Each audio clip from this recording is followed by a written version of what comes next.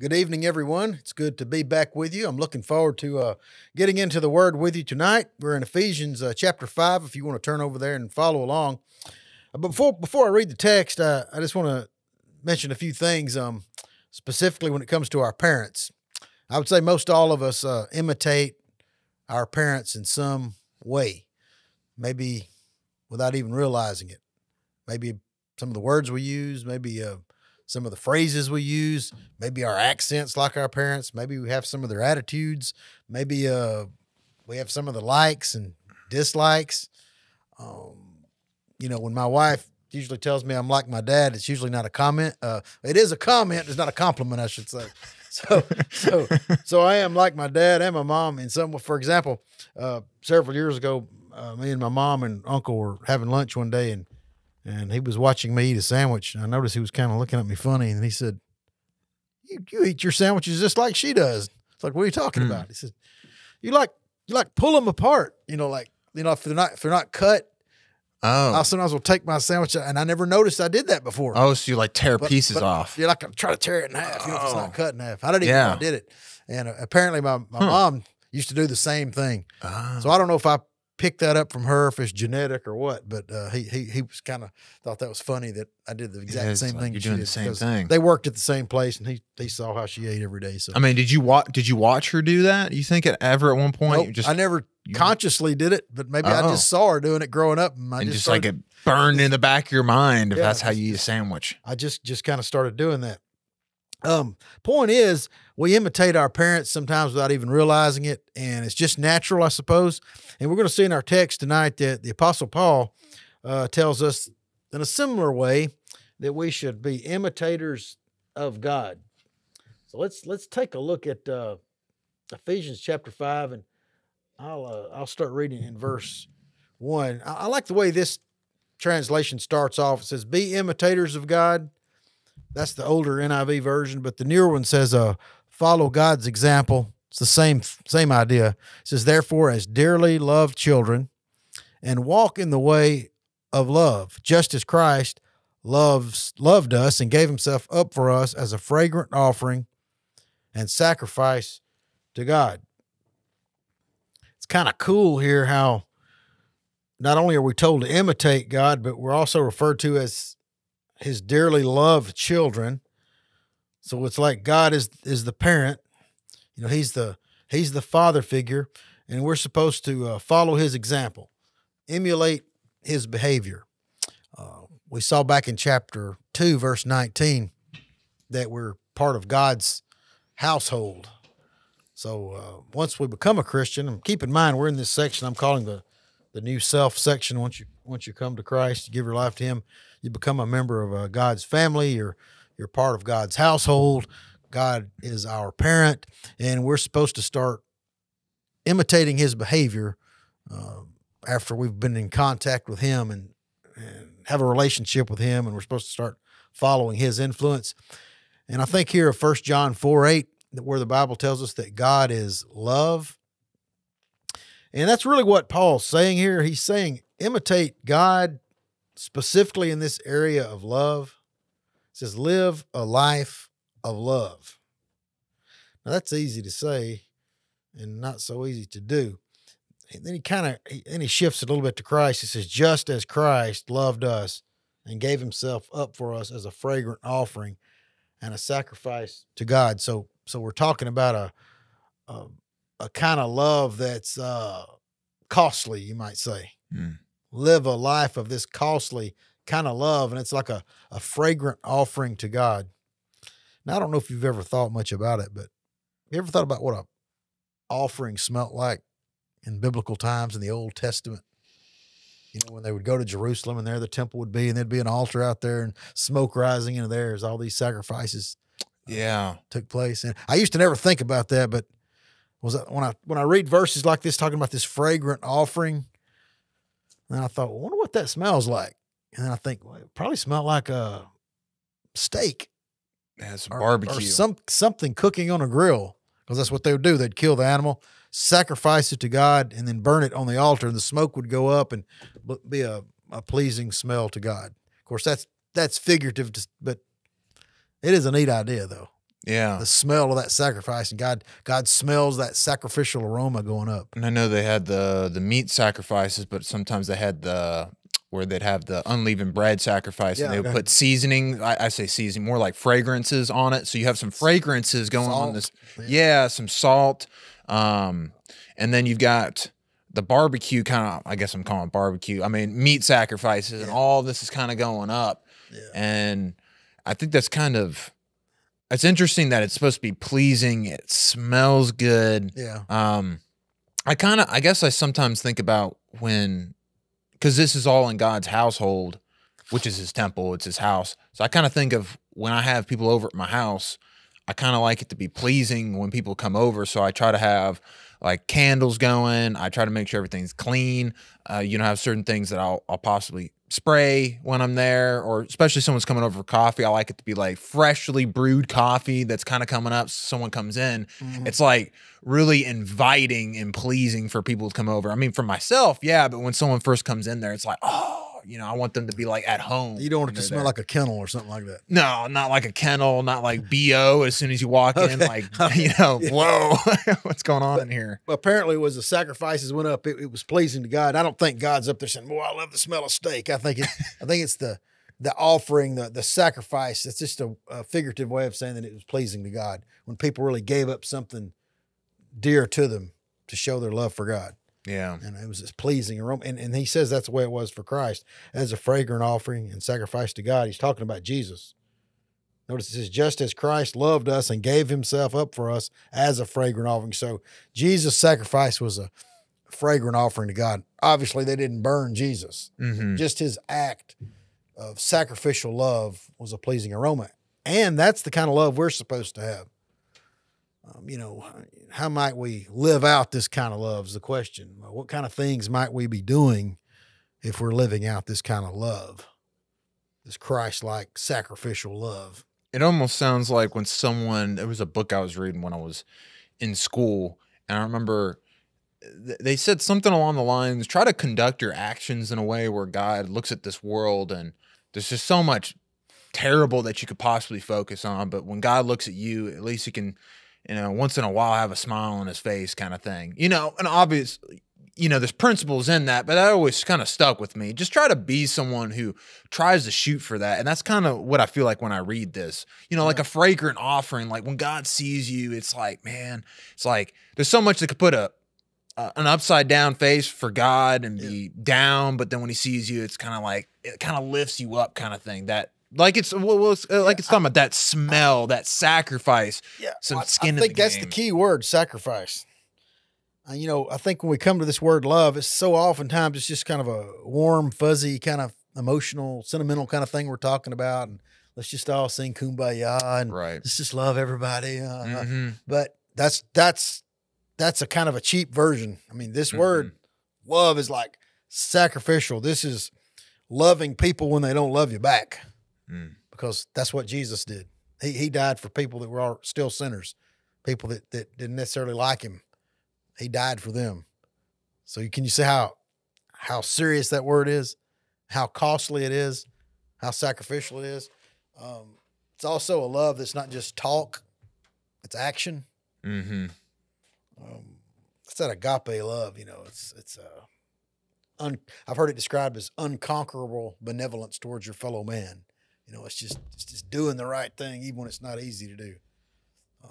Sacrificing for other people. I know someone once described it as something along the lines of wanting the best for others, despite whether they want the best even for themselves.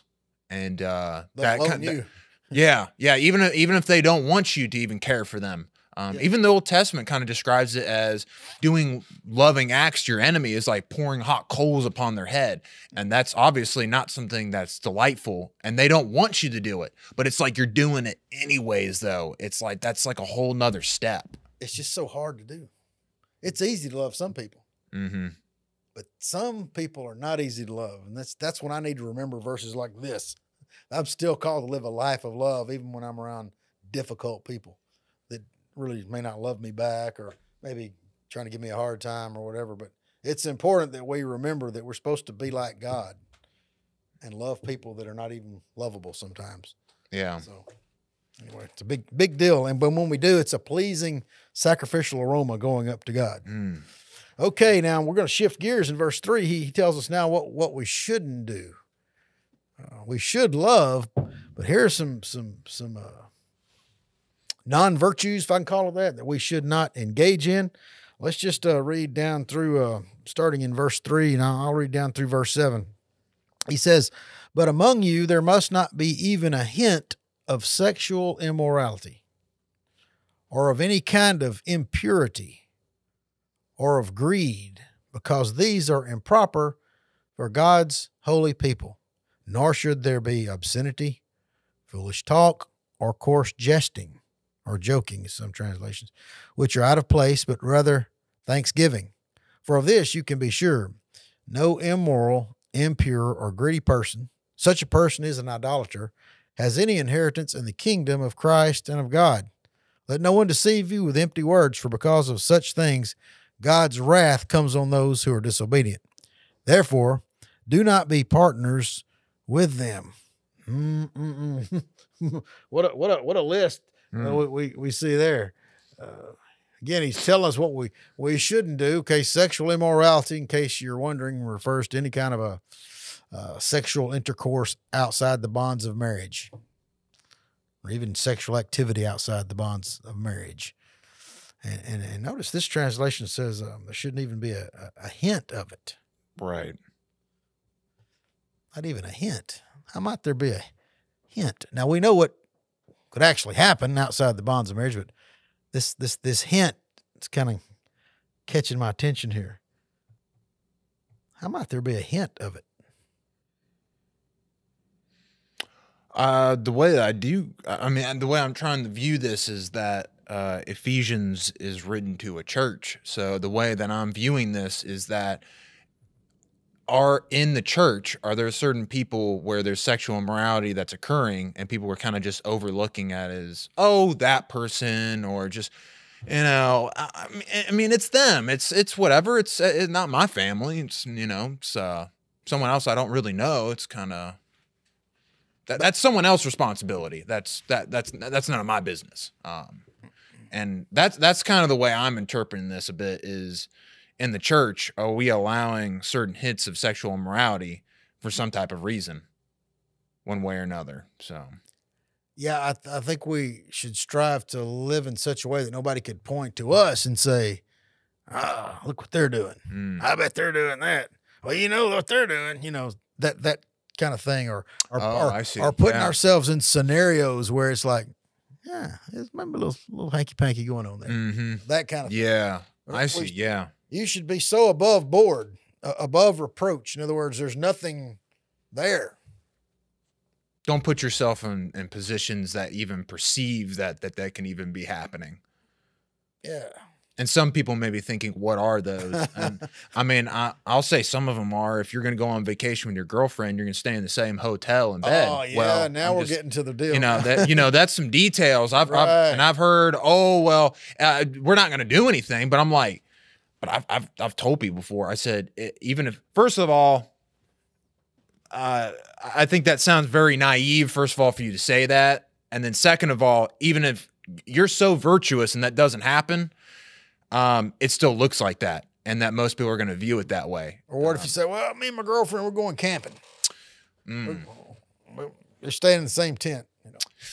Oh, well, we're going to Gatlinburg. We're going to stay in the same motel. Well, we're not going to do anything though. I'm a preacher, I promise. I'd say there's a hint there, and it doesn't look good. Yeah. And Paul's saying, look, I want you to be so serious about this. I don't want it to even be thought about around you. It's not something you're even playing around with.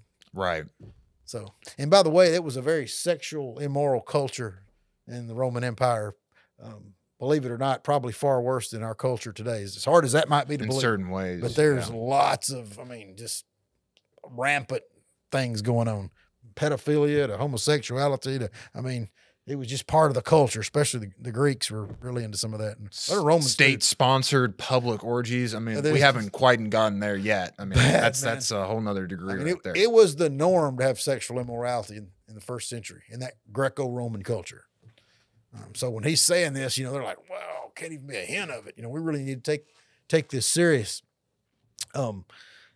Next, he mentions impurity. Now, it's kind of a broader category.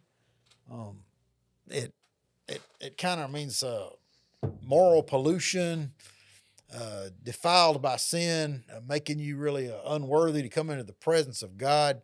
But I think pollution is a good way to kind of get what he's talking about. Impurity, it would be the opposite of holiness. Holiness is like set apart and special use and sacred and all that, whereas the opposite of that would be like impure and defiled, polluted. The way that I've always symbolically, I don't remember if it was Chad or someone else.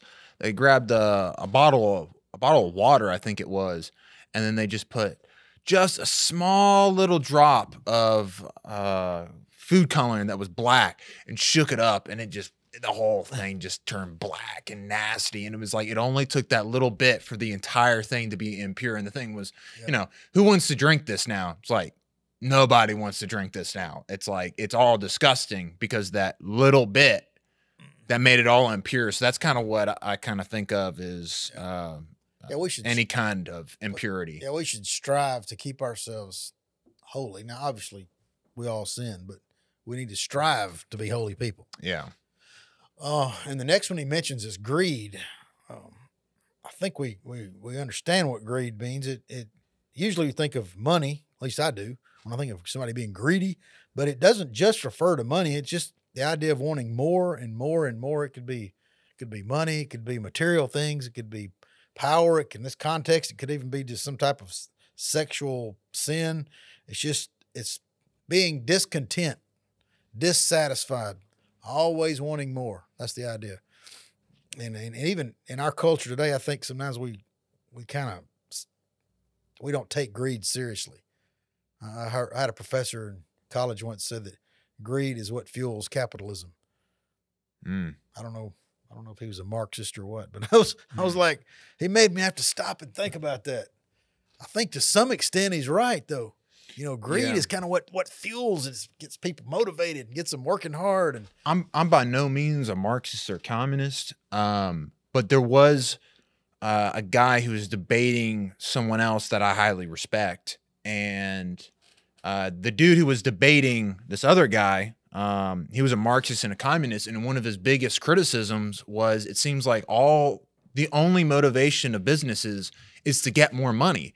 And he said, the other guy was kind of like, well, that's obvious. He said, is that not an immoral thing in itself? He said, what if that was an individual's only goal of their life, to only gain money? He said, is that virtuous? Yeah. And it set the other guy on his heels where he was very, capitalistic minded. And, I would say that I am to a big extent, I would even say, but that set me on my heels to think, have we gone too far? If a business's only goal is to just the bottom line and just more money at the expense of their workers, at the expense of their days off. I mean, we already live in a culture where there's pretty much no respect for you having Sundays off, and it's just some positions are demanded of you, and you can't even go to church. That's a problem. And that's how we've gone so far to where it's like money matters that much, and it's like, whoa, we may need to back up here a little bit. It's like money doesn't matter that much. Yeah, if there's not some restraints put on some businesses and people and corporations and things, they'll work people to death. Mm-hmm. I've seen documentaries of the old steel mills and how they were unsafe and people would almost die every day at work because it was unsafe conditions, and kids would be worked until they were stooped over and couldn't straighten up. And of course you get even more severe than that with slavery, where they own people. That's greed driven. Right. So greed can make people do some bad things. I think that's what he says. The love of money is the root of all kinds of evil. Mm-hmm. So that's the same idea, that this wanting more and more, and you can't be satisfied. And I got to go back to last week's lesson, where he said in verse, the same chapter, he says, he who has been stealing must steal no longer, but must work, do something useful with his own hands, that he may have something to share with those who are in need. So it seems like our motivation for work shouldn't be greed. It should, so we'll have something to share. Yeah. But I'm afraid our society today is more oriented toward the greed Mm. than the generosity. I think God wants us to be generous like him.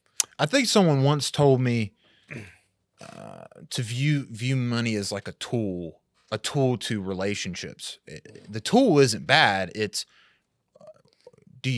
how do you use the tool? First of all, if you're not using the tool for relationships, you're in the wrong. If you want the tool just for the sake of the tool, then that's when things start to become like an idol in your life, and it's taking the place of God. It's a end in itself. And it's not just money, like you said. It may be power, it may be land, it may be prestige, it may be influence, and none of those things are wrong in and of themselves. But once it's just like this unending lust for more and more and more, that lust in itself is what is immoral. It's an end in itself. You touched on it. You said it's like an idol. Mm. Listen to this, verse 5. We'll go back and pick up these other verses, but in verse 5, it jumps to this. It says, "For of this you can be sure, no immoral, impure, or greedy person," those are the three vices we just talked about, "such a man is an idolater," and it says he doesn't have any inheritance in the kingdom of Christ and of God. Let me read that again. "For of this you can be sure, no immoral, impure, or greedy person, such a man is an idolater, has any inheritance in the kingdom of Christ and of God." So that's how serious greed is. I mean, it's right in there with sexual immorality and impurity. Yeah. And it is a form of idolatry, because anything you put in place of God, and I would say greed means if it's money, you're serving money, not God, or if it's material things, or if it's power, whatever it is. Anytime you serve something in place of God, it's an idol. But it's shocking when it says they're not going to be in heaven. Yeah, that's. I'm glad you read it twice, because that's quite the statement that's being made here. That is quite a statement. Yeah, has any inheritance in the kingdom of Christ and of God. Oh, You have no place here. right. I mean, And then it says in verse 7, "Do not be partners with them." yeah, it does, doesn't it? What about that? That's very similar. Just came to me. What do you think by? I'm just trying to think immediate. What do you think by partners? Like just association in any type of way? I just thought of 1 Corinthians chapter 5. Let me read this to you. It says in verse 9 of 1 Corinthians chapter 5, it says, "I've written you in my letter not to associate," so associate, be a partner, "with sexually immoral people." Mm. Not at all meaning the people of this world who are immoral, or the greedy and swindlers or idolaters. In that case, you'd have to leave the world. Right. Because they're everywhere. Yeah. Verse 11, though, but now I am writing you that you must not associate with anyone who calls himself a brother, but is sexually immoral or greedy, an idolater or a slanderer, a drunkard or a swindler. With such a man, do not even eat. So I think that sheds a little bit of light on what he's talking about over here, where he says, do not be a partner with them. Yeah. And that makes sense, because this is to the Ephesian church too. So that fits the context here. So don't even eat with them. Don't hang out. Don't go to Mi Pueblo with them. Don't. If they call themselves a Christian and yet they're sexually immoral. Which is, and some people may think initially that's you're being a prude, you're being too hardcore here, you're being some crazy religious zealot or something like that. Because I've heard those comments. And who are you to judge me? Right? Yeah, and I've heard we're all sinners and fall short of the grace of God. I've heard that sin cast the first stone. Right, and I've heard all of that. But we're called to be holy, and the question is, if you've made a commitment to God, you've made a commitment that you are going to work on yourself to be a holy person. And so now there's a difference between two things. There's a difference between, I've had to have this conversation, you struggling with sin and you trying and you're working on it. You accept that you're doing wrong, and you blatantly being like, having an attitude of, this is just the way I am, it's not going to change. And really, what I hear is, my pride is in the way, and I'm unyielding. I'm not going to move from this. It's too important to me. dare I say, the Bible is saying right here, it's an idol to me. And scripturally, that's not cool. That you can't, you're not going to inherit the kingdom of God with that attitude, essentially. I mean, this to me, this kind of screams how we should be accountable to each other. Mm. We need to maybe tell some people, man, there shouldn't even be a hint of this sexual immorality. Yeah. I'm not even supposed to be a partner with you if that's going on. Mm. We can't hang out. Now, if you're not saved, that's a different story. Right. But if you're going to call yourself a Christian, you got to take this holy life seriously. That's because the witness to the world is on the line. A greedy person too, though. Let's just not pick on the sexually immoral. They're easy to pick on. They're everywhere. But what about greedy? The greedy person, all they think about is money. That's those people wanting more money. Yeah, we're not to be partners with them either. And Paul even says over here, don't eat with such a person. With such a man, do not even eat. What about and that? then, I mean, and usually when we're talking about greedy, initially we're thinking they just want cash, essentially. But it may not just be cash. This person they're just buying stuff on Amazon all the time. They're just going out and shopping every day. Yeah, discontentment. Whenever they feel bad, they go out and go shopping. They go out and buy stuff. And they don't even need the stuff, but they do it because there's this idol, this devotion that's not going to God with something. And so it may be that new truck. It may be that new four-wheeler. It may be that all those guns that you want. On and on and on. It's this unending need that you have, this greed that's going on. So it can't just end with money, because I know people in those other sectors where they're always talking about that. Now, in all fairness, we live in a society where we're constantly tempted to be discontent. I mean, that's what commercials are all about. Yeah. I mean, they spend millions of dollars trying to get us to want more. I mean, they spend millions of dollars on the marketing, the colors, getting the music right, getting the light right, getting the right people in there, aiming at people like me, playing 80s music in the background, it's all kind of stuff like that. But so we're constantly under pressure to want to possess more and more and more and more. Then there's social media. How do they want you to be greedy for more likes on your photos? And that's greed as well. That's just as greedy as someone who wants more financial money to them. And there's a lot of people where that's grabbed them. Yeah, I guess, or greedy for more attention and wanting to be this famous person. That's another thing that's happening right now. I guess the idea is we're called to be content. Yeah. We shouldn't be in a state of discontent, wanting more and more and more of whatever.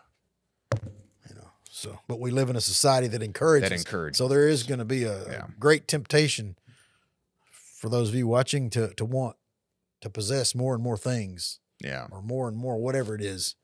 And God wants you to be content in Him.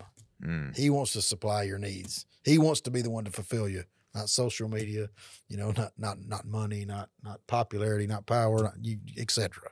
And I think another thing I kind of want to just mention is that since it has such strong language in here, it should be noted that if there is a difference between you struggling with these things, with sexual immorality, or if you're struggling with immorality, or you're struggling with greed, that's not saying that you're not going to inherit the kingdom of God. There's a difference between you struggling through these things, you're trying to work this out, you're trying to get with brothers and sisters of Christ, and you're trying to, you tell them what's going on, you bear your burdens together, you're trying to bring this before God and His throne, you're praying about this and you're working on it, you're actually doing things proactively against this.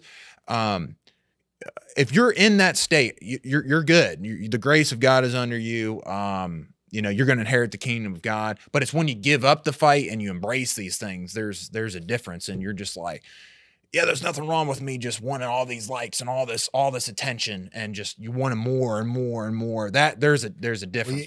Too. I was thinking too of excessive debt. Is that not an indicator of greed? Well, the debt is symbolic of you wanting a bunch of stuff that you cannot afford. What if somebody says, "Oh, Kyle, man, I want to tithe, but I can't afford it. Got too many bills, man." Well, I guess the question is, what are you spending with your money? Versus the money that's not going to God, I would say. So what's more important? I believe this is far more serious than most people believe. I mean, first, we're not to associate with greedy people that call themselves Christians. And then he says they're not going to be in heaven. Yeah. So, I mean, that's scary to me. I mean, Christians should not be people that are just constantly wanting more and more and more and up to here in debt and just, can't give to God, can't share anything with anybody else because they just spend it all on themselves. Right. I mean, that sounds like greed. Because I've heard people when it comes to I'm not in a position to give, and then the question I ask is, do you have cable? Do you have Xbox Live? Do you have a car note? Do you pay for internet? I mean, and that's just the beginning there. You can go on to other things, and what kind of things are you spending? Do you have Amazon Prime? And you have all these things. Yeah. You see, we're getting back to that idea of sacrifice again. We're to live this sacrificial, loving kind of lifestyle. And that kind of falls in there. And I think the thing is the implication of sacrifice means that at the very minimum, this is going to be unpleasant. Yeah. And at the most, it's going to be unbearable when it comes to sacrifice. So I think you're in sacrificial love if you're uncomfortable or this feels unbearable when you're doing this, because it goes against whatever feelings you have in something. Yeah. It goes against this, whatever you feel. So, because I ask people, do you think Jesus was comfortable on the cross? Let alone was it unbearable? Because from what I know about being on the cross, you can't even breathe. So, it's really in the unbearable stage. Yeah, when I was just thinking how, a lot of times people say, well, I don't come to church because I got social anxiety. I'm thinking, what kind of anxiety do you think Jesus had on the cross? Yeah. Think about social anxiety. There's things we have to sacrifice. If you're never getting uncomfortable for Jesus, there's probably something wrong. Yeah. Because Christianity, it says, take up your cross daily and follow me. Well, that means sacrifice daily self for him. Of course, there's a reward to that because he's going to fill you with joy and you're going to be blessed, but you have to be willing to do it. Yeah. You have to make the sacrifice for I him. think that's important, is that the willingness, because when Jesus was in the Garden of Gethsemane, he didn't want to do what he did. But he did say, Father, your will be done. So Jesus was willing to do what God's will was, despite whether or not he felt like that's what he wanted to do. But he did it anyways. And I guess that's the thing, is, are we willing to do that? Are we willing to obey? Yeah. And that kind of goes with this idea of agape love. It's the will. It's something you decide to do. It's not a emotional feeling or something real shallow. It's something you decide to do. It's a decision that you make and you do it. You follow through. So God so loved the world that he gave Jesus. Yeah, he did that. He decided to do it and he did. Right. And so this kind of sacrificial love is something we decide to do. I can't stop there. We're getting running a little long here, but we can't leave this out. In verse 4, I know we jumped ahead because he brought it up again, sexual immorality, impurity, and greed. But verse 4 says, nor should there be any obscenity, foolish talk, or coarse joking, which are out of place, but rather thanksgiving. Man, he's not leaving a stone unturned here, is he? Obscenity, that's talking about a dirty talk, indecent language. You'll know it when you hear it, so it's kind of hard to describe it. Yeah, but it's obscene. It's indecent. Foolish talk. Now, this is not saying you can't use humor. Sometimes people might go too far because it's been pointed out Jesus used humor. At least when he first said it, it was probably funny. Yeah, when he told him you strain out a gnat and swallow a camel. Well, that was probably funny when he first said it. Or you got a plank in your eye. It's when he first said it, that would have been kind of funny. You see a big 2x4 come out of your eye. It's like, and then you can get the speck out. Yeah. So he did use humor. So it's not saying we can't say something that maybe makes somebody laugh. That's not what he's talking about. He's just saying silly talk that doesn't accomplish anything. That's what one of the commentaries I read said. Just to get a laugh. Just meaningless. Like some of the sitcoms you see on TV, some of the so-called comedians, just meaningless chatter. Coarse jesting is witty talk, corrupted by smutty intentions. That was one kind of definition. Hmm. Dirty insinuation, which gets a laugh at the expense of somebody else. Again, it's kind of hard to put a concise definition, Yeah, put it but you exactly. get the idea. You know, when you're telling things about people to get a laugh that you shouldn't be talking about, or maybe belittling somebody or trying to get a laugh at somebody else's expense. That's kind of the idea. Kind of getting into mocking, probably a bit. Yeah. Yeah, I think where Jesus said we'll be judged by every unproductive word we speak. You remember he said that in the Sermon on the Mount. Mm-hmm. I think about that. You know, just talk that just meaningless, doesn't produce anything. Yeah. That would be foolish talk. But the coarse jesting would be getting a laugh at someone else's expense. I think it kind of reminds me of, I think it's in James where it talks about, don't be, I'm paraphrasing hardcore here, but it talks about the person who it's talking about talk less. Do you know which one? You know which part I'm talking about? It's talking about don't be someone who's speaking a lot, and it kind of is getting in the implication. Slow to speak and quick to listen. And quick to listen, yeah. And I've heard it said we got 2 ears and 1 mouth, so we'll listen twice as much as we talk. Mm. Yeah. And I think it's when I've noticed if you're just someone who just kind of talks to just fill in dead silence for like no reason, if that makes sense. You're not really going anywhere. You're just trying to like fill the air with stuff. I notice if people get into that tendency, stuff starts to fly out that shouldn't be flying out when it comes to maybe you're gossiping about someone, maybe you're tearing someone down. Well, it says, what is it? Where words are many, sin is not absent. Something like, I'm paraphrasing, but that's the idea. Yeah. The more you talk, the more chances are you're going to say something you shouldn't. And you're not having that filter on your mouth. And it's kind of reminding me when James says, if you're someone who's able to, if you're able to master the mouth, man, you've really done something. Cause he said, it's kind of like, it's like the steer of the ship James talks about. And I think, and I think the thing is like, if you're just talking about anything and everything and nothing matters and it's not going anywhere, it's like, you're like a ship that's kind of like, you may swerve into some gossip. You may swerve into tearing down your neighbor. You may swerve into tearing down maybe a family member, your husband or something. And it's like, that didn't need to happen. It was like all this destruction just happened because you're filling the air with a bunch of stuff. And it's like, but if there was a filter on it and you kind of had a rudder, you could kind of maybe direct where this conversation is going. That's the way I'm kind of putting James and this together. That's kind of what I'm seeing here. Yeah.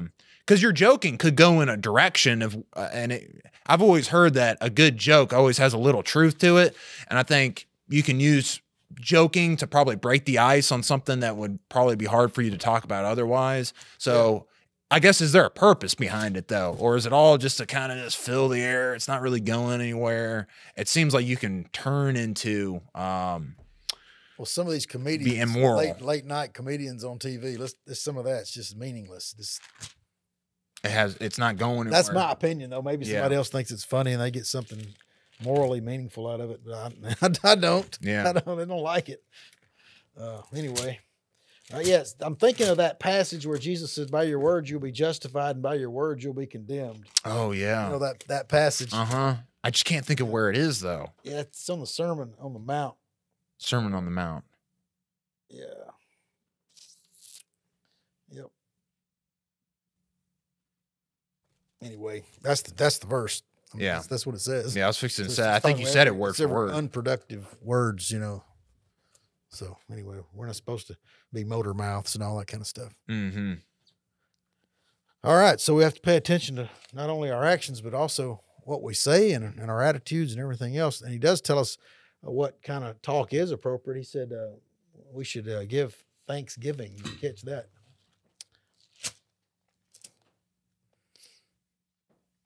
Yeah, which are out of place.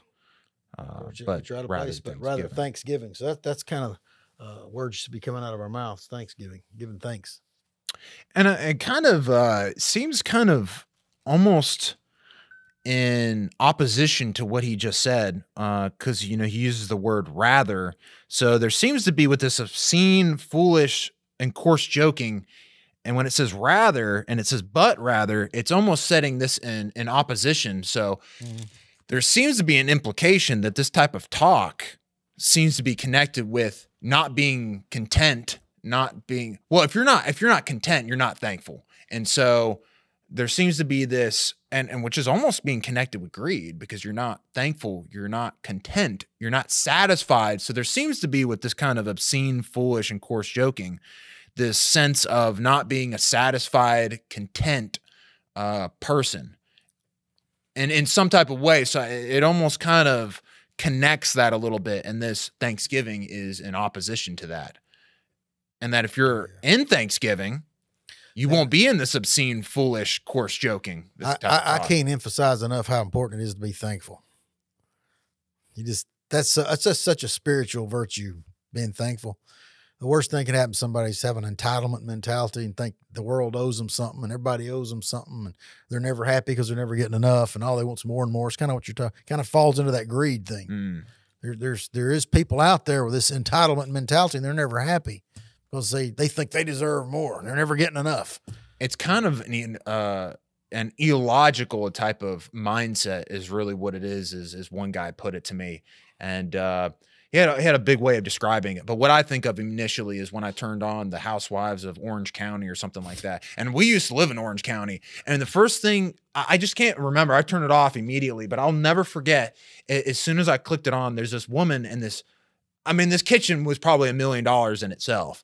And she's throwing these pots and pans all over the place. And she's like, I can't believe I only have 3 Porsches. And I was just like, I remember I immediately turned it off. And she said other stuff too. And she's like, I can't believe we're only in $1 million house and only have 3 Porsches or something like that. And, you know, we can't, I think she was complaining because they could only go to a couple places in the Bahamas instead of like 5. It was like, you know, and I remember I turned it right off and I didn't realize kind of what I'm talking about initially. But I mean, later on, I just remember it's like, doesn't matter where you are. It doesn't matter how rich, how much money you have. You can be a discontent person. She was discontent. They had 3 Porsches and they didn't have 5. It's like, oh yeah. Are you discontent just because you have 1 car versus 2 or 3? Are you discontent because your house is only 150,000 versus 300,000? Or you have a gravel road instead of a concrete road? You can be filthy rich and not have gratitude in your heart. Yeah. Because you're not where you want to be. So. It's just like that example there. And it's like, you know, but it's an illogical mindset because you just think of her. Now, most people get it because most people don't have a Porsche that are going to be listening to this. And it's like, how could she be so unthankful? But again, do you have internet? Do you have electricity? Do you have air conditioner? Indoor plumbing. Yeah. And do you thank God for that? And it's like, if you're not, it's kind of like someone in Africa or someone in India would be like laughing as I did at this one lady who's in Orange County, but someone in these countries would be laughing at you that they're like, how could you not be thankful for that? Like we're sweating in our house as we go to bed.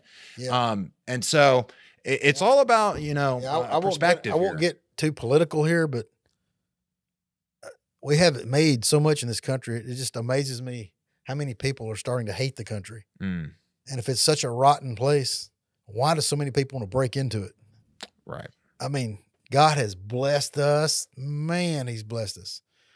But we have people in the media that want to make people feel discontent where it's not that good. It's terrible, you know. Well, I've been reading Deuteronomy, and one of the things that God says is, he says, don't forget me in your prosperity. And you know what? That's where we are in this country. We have forgotten God, and we have forgotten that he is the one who has blessed us and given us so much. Yeah. And then here's the discontent. It just follows after that. So we're running a little long, so we better wrap it up. But we could really go to town on this subject. oh yeah, we definitely could. Okay, let's pray. Our Father in heaven, I pray that we would imitate you and follow you, follow your example in our attitudes and our actions and our speech. And I pray that we would always live a life of love that you've called us to live, love for you and love for others. It's in Jesus' name I pray. Amen. Amen. Hi there. I'm John Wagnon, minister of New Discovery Christian Church here in Hernando, Mississippi. And I want to thank you for visiting our YouTube channel. I do hope you enjoy the sermons, and I hope the Lord builds you up through his word as I do my best to present it to you. If you're ever in the area, feel free to drop by and check us out live and in person. Once again, thank you for checking out our YouTube channel.